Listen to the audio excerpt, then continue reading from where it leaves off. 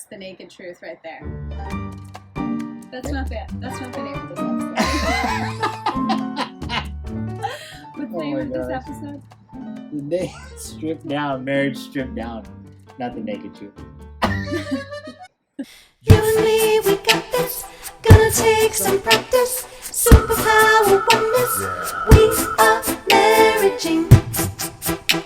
Oh, oh. Wonder Twin Powers activate. We are marriaging. Everybody, I'm Ricky. And I'm Nova. And this is Marriaging, episode 13. 13. And we're calling it Marriaging. Stripped down. In fact, some of you probably started watching this because you saw the word stripped down and you're like, honey, this might be a good show for us to watch tonight. This is the one. We've already maxed out all the Netflix, and so I'm sure your wife said, yeah, okay, let's do it. Let's why not? And then all of a sudden there's just two people talking in front of a garden. That's not what you were hoping for. Not at all. So shame on you, first of all. Secondly, the reason why we're calling this episode 13 Stripped Down is because we want to go back to the basics. So for the next 4 weeks, we're going to talk about dating and engagement and marriage and children. And we want to share our story and maybe challenge you all to go back and reminisce about yours. Yep. So we're going to talk about our story. Sometimes you just move on and you never reminisce. You never think back to those days when you met, you dated, you fell in love, you got engaged, your honeymoon, your first fight, then your kids, and here we are years later, and you don't even think about that. It's sad, actually. It's so fun to reminisce. I love reminiscing. So tonight we're going to reminisce, and what we want to accomplish in that, we want to inspire you to reminisce, and when you're done with this episode, you learn about us. Then we want you to shut the episode off, shut the TV off, and we want you just to reminisce about you and your story. So the next 3 weeks, starting with this week, we're going to tell you our story. Tonight, we're going to talk about dating, and we're going to talk about falling in love, and we're talking about getting engaged. Yes. A request about can you talk about dating? How do you date as a Christian? So we can talk to you about everything that we did wrong and all the things we did some awesome things right, though. We did. Right? Yeah, like, we really did. Obviously, we're here today, so I wasn't too bad at dating, right? Yeah. No, you were a good dater. So, where it all began is in Saskatchewan, Canada. It's crazy. Yeah, some of you don't even know where Saskatchewan, Canada is, or you think it's a state. It's not. It's a province. It's a province, not a providence. I called it Providences for a very long time. Did you really? I did, yeah. And I think I tried to block that out. But here's a California boy right here, and I wanted to go to school, and the only thing I could afford at the time was in Canada. So I went to school in Canada, where I met Ivan Clausen. Literally, Ivan never met a stranger. Everyone, wherever he went, was his best friend. And if they weren't initially, they were within a matter of minutes. And I love that about my brother-in-law. So as it turned out, we became good friends. Yep.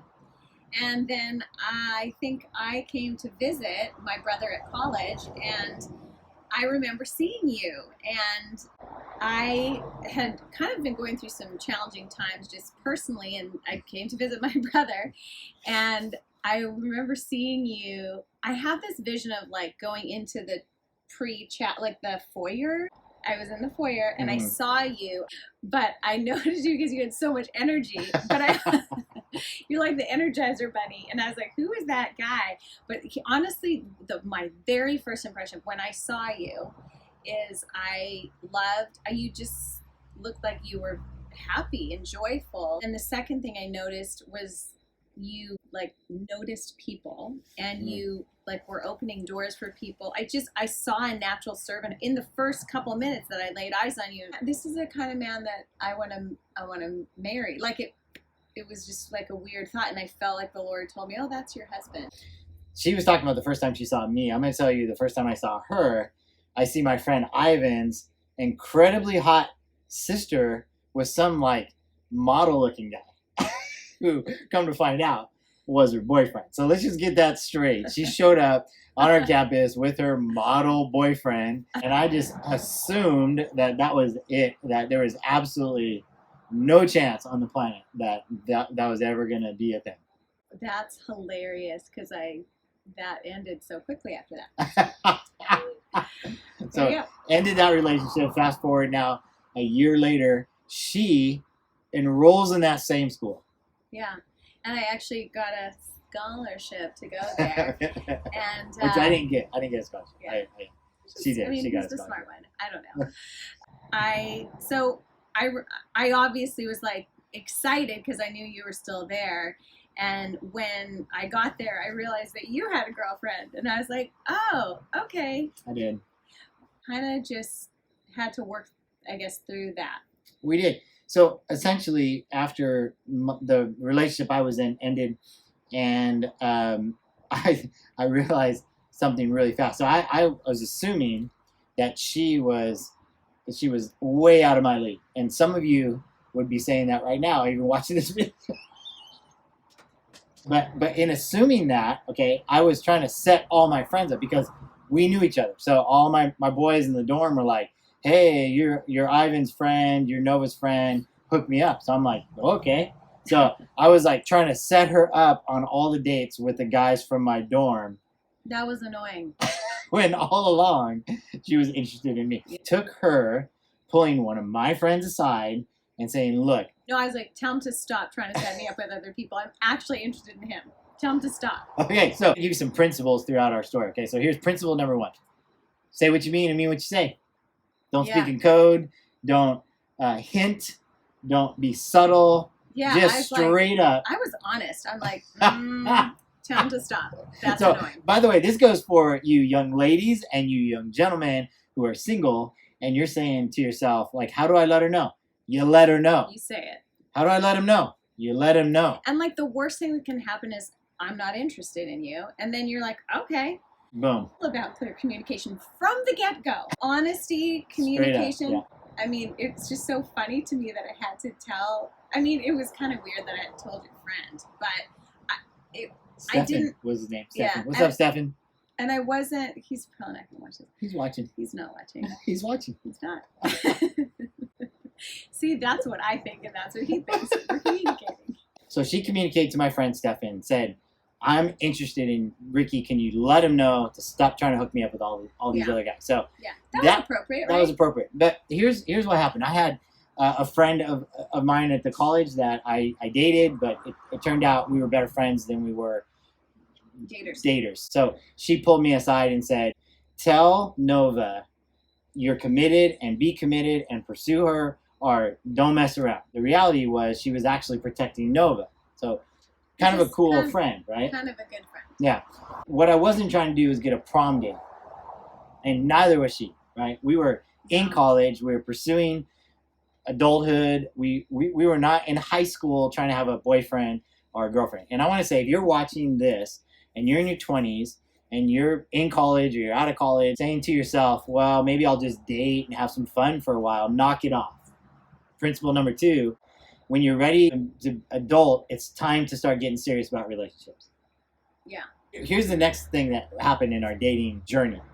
I said to you, I've been in I've lived a little bit of life, right? Yes. So I was at a Bible college. I was studying to be a pastor, but I hadn't really made Jesus Christ my personal Lord and Savior or committed my life to the Lord until I was 19. Yeah. So I had 19 years of messing around, shenanigans. And what I didn't want to have happen was I wanted to put my best foot forward and impress her and win her heart over. And then she finds out who I really am or who I really was. You had so much guts. Like, you had guts because you came to me and you're like, hey, I want you to know a couple things. Like, this is my past. This is what I've done. And plus, I'm going to fail you. And I'm like, awesome. I was like, what? But the truth was, you told me the truth. And I was like, I remember looking at you going, I forgive you for your past. And it was super immediate because I really felt like God spoke to me about you. So, and then the only thing that I was afraid of is you telling me I'm going to fail you, because I had been in not great relationships. To me, that meant cheating or being, or, calling me names or whatever. was like, well, I don't want to go into this. You're like already telling me you're going to fail me. But what you were telling me was I'm imperfect, but I'm willing to own up to that. That was like really hard for me to hear because I was like, I want it to be perfect. Isn't that what it's supposed to be like? But that's not even reality. Right.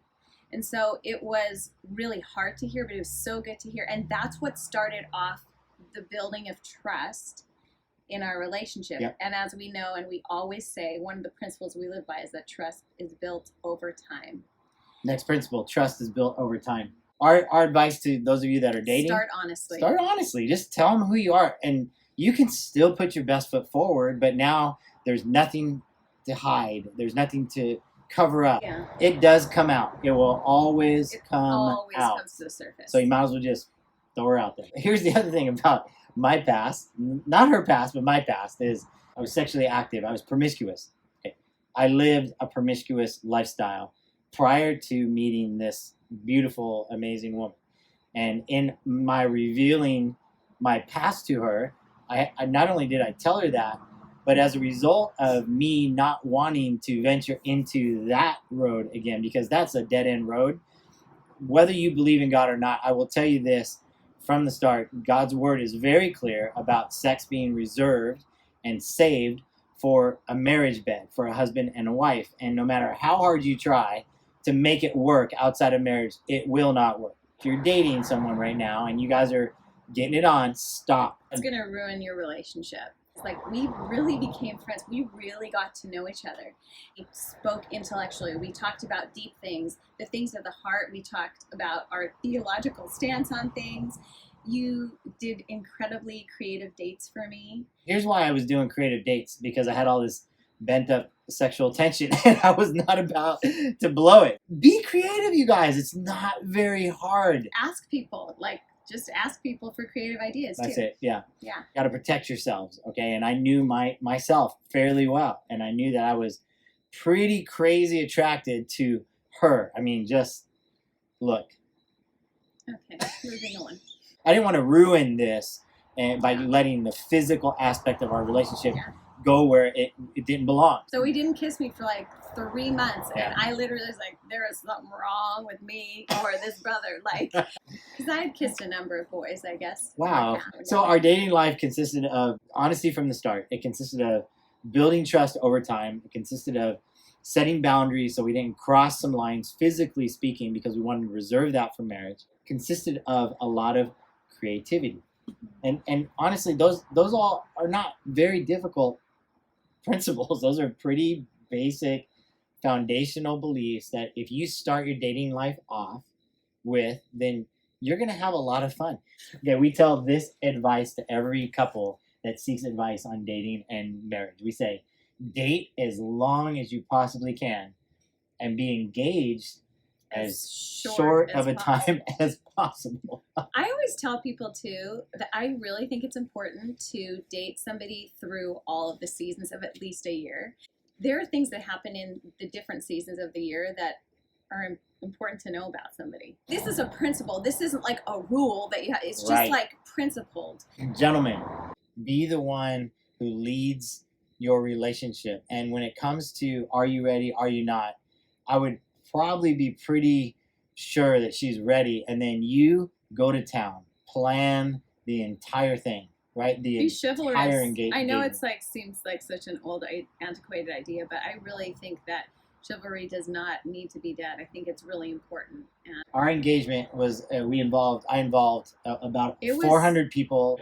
Over a month to plan. There was a canoe. I was living on a dorm with 40 other guys, and we got together and brainstormed how I was going to ask this girl to marry me. It worked, right? She said yes. Guys, if you need creative tips, seriously hit me up. Comment in the comment section below, and I'll do my best to help. And then we want to give you something to do, because if you just hear this and then you go, oh, that was a great story, and then it's a waste of 15, 20 minutes of your life. But we like to call this next part homework time.